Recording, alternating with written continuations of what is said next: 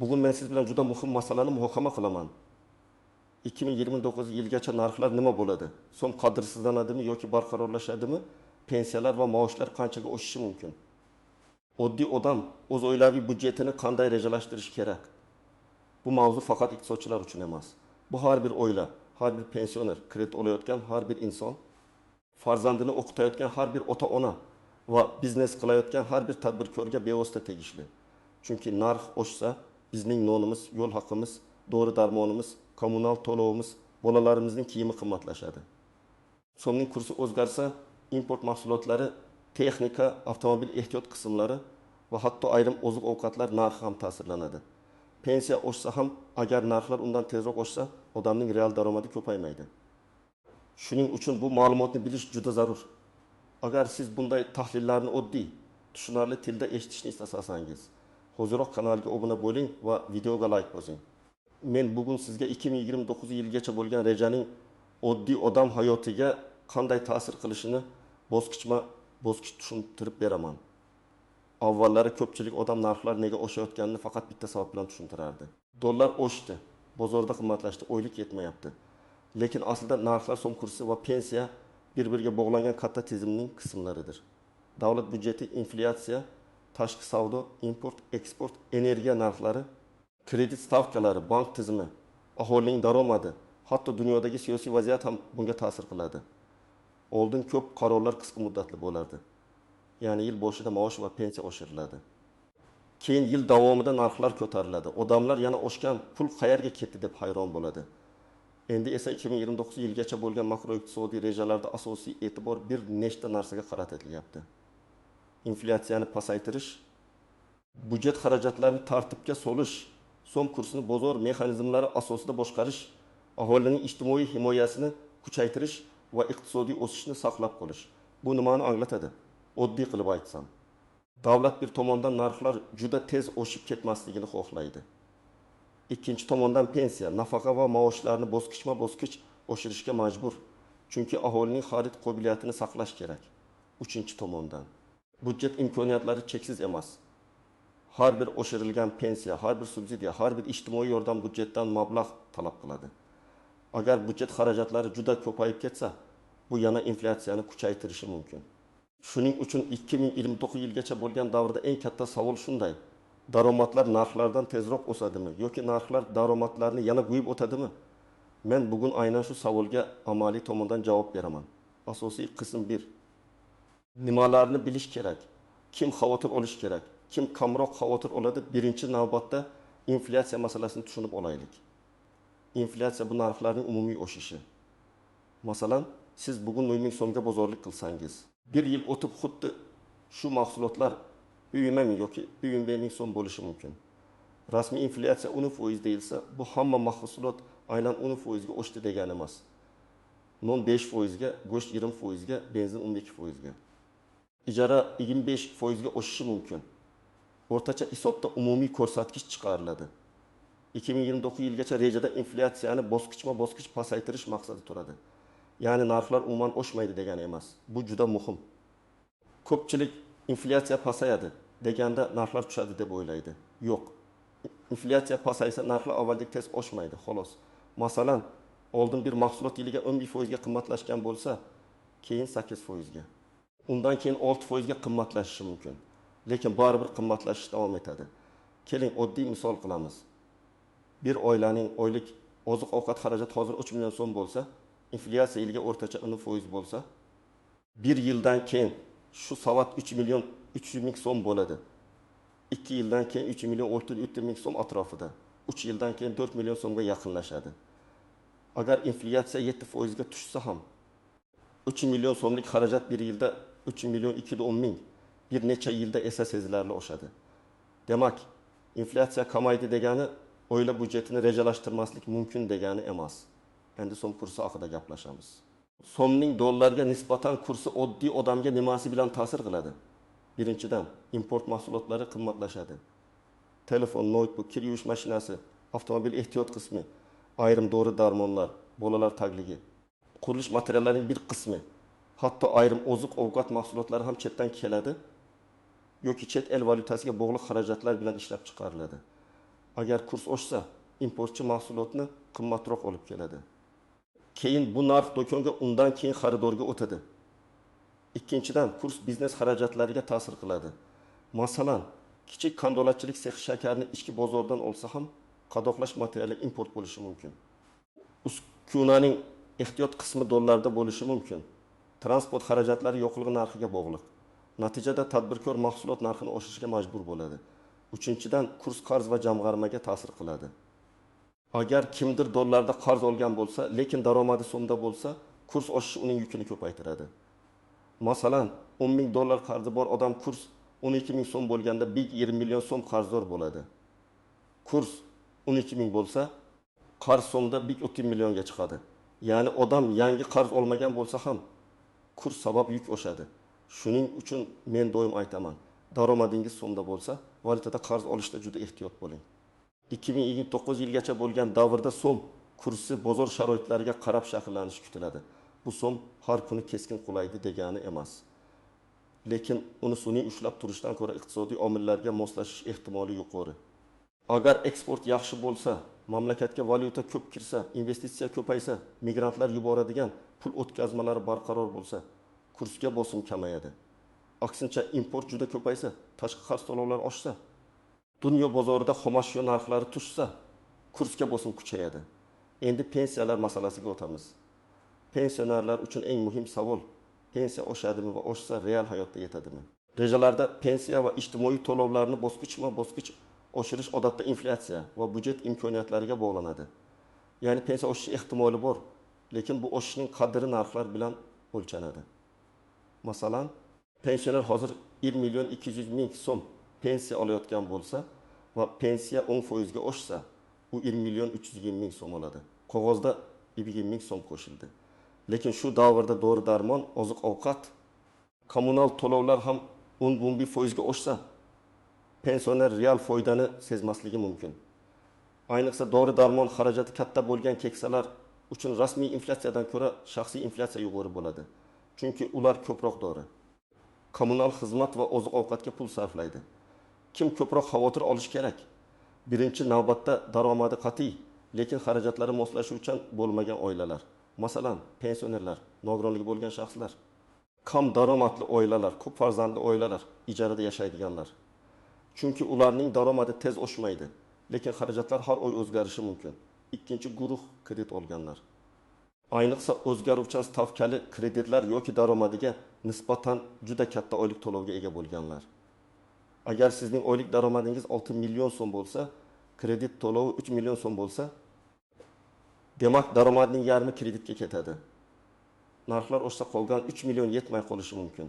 Bunday holatda odam yangi kredit olib eskisini yopishga urinadi va qarz spirali boshlanadi. Uchinchi guruh importga bog'liq bizneslar.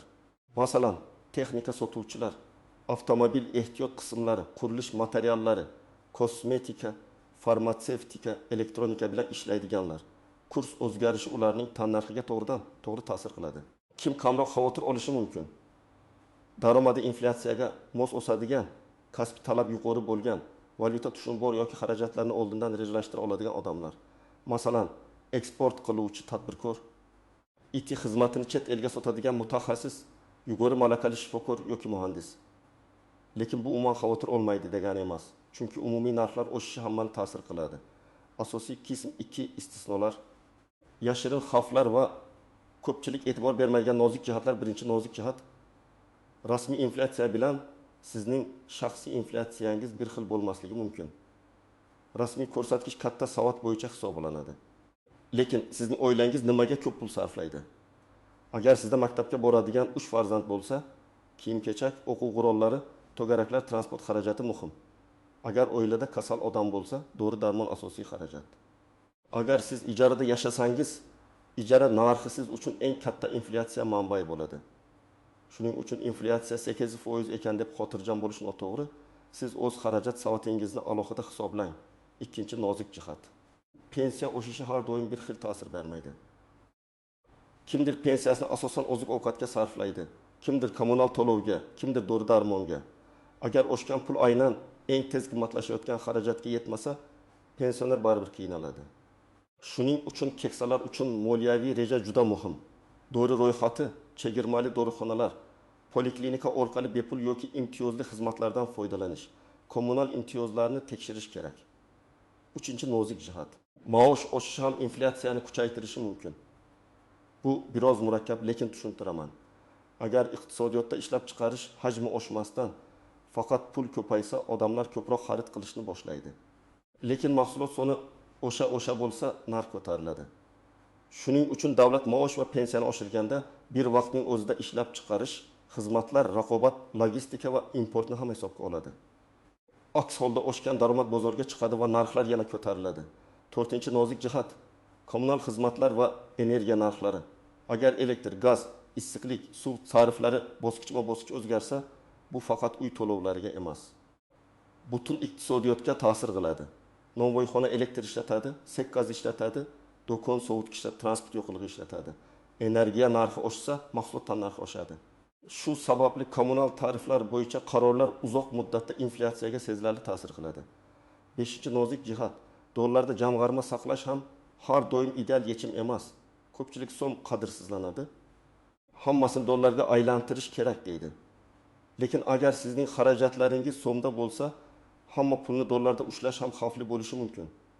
Chunki qisqa muddatda kurs pasayishi yoki barqaror turishi mumkin. Siz esa kerak bo'lganda valyuta ayirboshlashda farq yo'qotasiz. Eng to'g'ri yondashuv jamg'armani maqsadga qarab bo'lish. Kundalik xarajat uchun so'm, uzoq muddatli himoya uchun bir qismi valyuta. Katta xarid uchun esa xarid qaysi valyutaga bog'liq bo'lsa, o'sha valyutada saqlash ma'qul. 6-nozik jihat: kredit stavkalari. Inflyatsiya yuqori bo'lsa, bank kreditlari ham qimmat bo'ladi. Chunki bank pulni arzon bera olmaydi. U ham inflyatsiya xavfini hisoblaydi. Agar 2029-yilgacha inflyatsiya pasayib borsa, uzoq muddatda kredit stavkalari ham tushishi mumkin. Lekin bu avtomatik va tez bo'lmaydi. Banklar avval iqtisodiy barqarorlikni, mijozlarning to'lov qobiliyatini, markaziy bank siyosatini, omonat stavkalarini ko'radi. Shuning uchun hozir katta kredit olishdan oldin keyin arzonlashadi, baribir yopib ketaman deb o'ylash xavfli. 7-nozik jihat: uy-joy bozori. Ko'pchilik so'raydi. 2029-yilgacha uy narxlari tushadimi? Uy narxi faqat kursga bog'liq emas. Aholi soni, migratsiya, shaharlarga ko'chish, ipoteka kreditlari, qurilish materiallari, yer narxi, quruvchi kompaniyalar xarajati, davlat dasturlari ham ta'sir qiladi. Agar ipoteka kengaysa, talab oshadi va narxlar tushmasligi mumkin. Agar qurilish ko'paysa, taklif ortadi va ayrim hududlarda narx barqarorlashishi mumkin. Demak, uy sotib olish qarorini faqat dollar oshadi degan gap bilan qabul qilish noto'g'ri. Endi eng muhim qismga kelamiz. Oddiy odam 2029 yilgacha bo'lgan iqtisodiy o'zgarishlarga qanday tayyorlanishi kerak? Men sizga aniq qadamlarni aytaman. Birinchi qadam: oilaviy budjetni yozing. Hech bo'lmasa bir oy davomida har bir xarajatni yozib boring. Non, go'sht, yo'l haqi, telefon, internet, dori, kiyim, maktab, kredit, ijara, kommunal to'lovlar. Oy oxirida qaysi xarajat eng ko'p pul olayotganini ko'rasiz. Ko'pchilik pul qayerga ketayotganini bilmaydi. Shuning uchun tejash ham qiyin bo'ladi. Ikkinchi qadam: xarajatlarni 3 guruhga bo'ling. Birinchisi majburiy xarajatlar. Oziq-ovqat, ijara, kommunal, dori, transport, kredit. Ikkinchisi muhim, lekin boshqariladigan xarajatlar: kiyim, to'garak, maishiy texnika ta'mirlash. Uchinchisi kechiktirish mumkin bo'lgan xarajatlar: hashamat, o'rtacha sovg'alar. Keraksiz obunalar, impulsiv xaridlar. Inflyatsiya davrida 3-guruhni nazorat qilmasangiz, budjet tez buziladi. 3-qadam: kamida 3 oylik zaxira yarating. Agar oilangiz oyga 5 million so'm sarflasa, ideal holatda 1 million so'm favqulodda zaxira bo'lishi kerak. Birdan ish yo'qolsa, kasallik chiqsa, kredit to'lovi kechiksa, shu zaxira sizni qarzga botishdan saqlaydi. Bu pulni xavfli biznesga, tanishning tez foyda taklifiga, shubhali investitsiyaga bermang. 4-qadam: kreditlaringizni qayta ko'rib chiqing. Bankka boring yoki mobil ilova orqali shartnomangizni tekshiring. Foiz stavkasi qancha?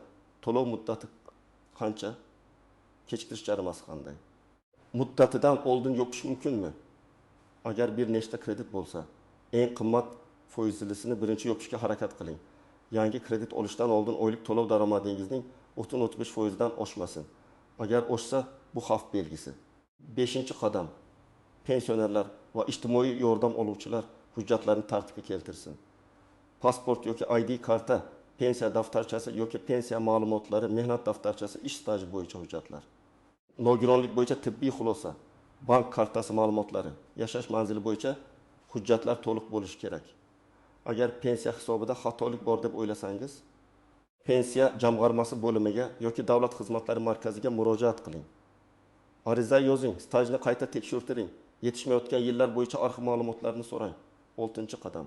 Ijtimoiy imtiyozlarni tekshiring. Ko'p odam o'ziga tegishli yordamni bilmaydi. Kam ta'minlangan oilalar, nogironligi bo'lgan shaxslar, boquvchisini yo'qotganlar, yolg'iz keksalar, ayrim toifadagi pensionerlar turli yordam va imtiyozlarga ega bo'lishi mumkin. Mahalla, ijtimoiy himoya bo'limi, davlat xizmatlari markazi yoki tegishli elektron portallar orqali ma'lumot oling. Baribir bermaydi deb uyda o'tirmang. Hujjat topshirmasangiz tizim sizni ko'rmasligi mumkin. 7-qadam. Daromadni bitta manbaga bog'lab qo'ymang. Agar siz faqat bitta oylikka qarab yashasangiz, inflyatsiya sizni tez siqadi. Qo'shimcha ko'nikma o'rganing, til, kompyuter, buxgalteriya, tikuvchilik, ta'mirlash, onlayn savdo, xizmat ko'rsatish. Hatto oyiga qo'shimcha 1 million so'm daromad ham narxlar oshgan davrda katta yordam beradi. 8-qadam. Katta xaridlarni oldindan rejalashtiring. Masalan, muzlatkich, telefon, kompyuter, mashina ehtiyot qismi kerak bo'lsa, bir kuni olaman demang. Narxni kuzating, kursni kuzating, chegirma mavsumlarini tekshiring. Kreditga olishdan oldin naqd to'lash imkoniyatini hisoblang. Ba'zan kredit foizi sabab mahsulot sizga o'tib kiritim foiz qimmatga tushadi. 9-qadam. Jamg'armani bo'ling. Men odatda 3 qismli yondashuvni tavsiya qilaman. Birinchi qism kundalik xavfsizlik uchun so'mda, chunki nonni, kommunalni, transportni so'mda to'laysiz. Ikkinchi qism uzoq muddatli himoya uchun valyutada yoki inflyatsiyadan himoyalangan vositalarda. Uchinchi qism ta'lim, kasb, sog'liq va biznesga sarmoya. Eng katta foyda ko'pincha o'zingizning bilimingizga tikilgan puldan keladi. 10-qadam. Rasmiy ma'lumotlarni kuzating, mish-mishlarga ergashmang. Kurs bo'yicha gap chiqsa, hamma vahimaga tushadi. Narx oshadi deyishsa, odamlar keragidan ortiq mahsulot sotib oladi. Bu esa bozorda talabni oshirib, narxni yanada ko'tarishi mumkin. Shuning uchun Markaziy bank, moliya va iqtisodiyot organlari, pensiya jamg'armasi, statistika idoralari bergan rasmiy ma'lumotlarga qarang. Har bir Telegram xabariga ishonib qaror qabul qilmang. Demak, 2029 yilgacha bo'lgan rejalarda asosiy masala narxlarni jilovlash. So'm kursini iqtisodiy sharoitlarga mos ushlab borish, pensiya va ijtimoiy to'lovlarni bosqichma-bosqich oshirish, iqtisodiy o'sishni davom ettirishdan iborat. Lekin oddiy odam uchun eng muhim haqiqat shuki, narxlar butunlay to'xtab qolmaydi. So'mga bosim vaqti bilan bo'lishi mumkin. Pensiya oshsa ham uning real qiymati xarajatlaringizga bog'liq bo'ladi. Shuning uchun men sizga vahima qilishni emas, tayyor turishni maslahat beraman. Budjetingizni yozing. Kreditlaringizni nazorat qiling. Hujjatlaringizni tartibga keltiring. Imtiyozlaringizni tekshiring. Jamg'arma yarating va daromadingizni oshirish yo'llarini izlang. Iqtisodiy o'zgarishlarni to'g'ri tushungan odam ulardan kamroq zarar ko'radi. Ba'zan esa imkoniyat ham topadi. Sizningcha 2029 yilgacha narxlar ko'proq oshadimi yoki daromadlar narxlarga yetib oladimi? Pensiya va maoshlar real hayotda yetarli bo'lishi uchun yana qanday choralar kerak? Fikringizni izohlarda yozing. Agar video foydali bo'lgan bo'lsa, like bosing, yaqinlaringizga ulashing va kanalga albatta obuna bo'ling. Keyingi videolarda ham men sizga iqtisodiy yangiliklarni oddiy, tushunarli va amaliy tilda tushuntirib boraman.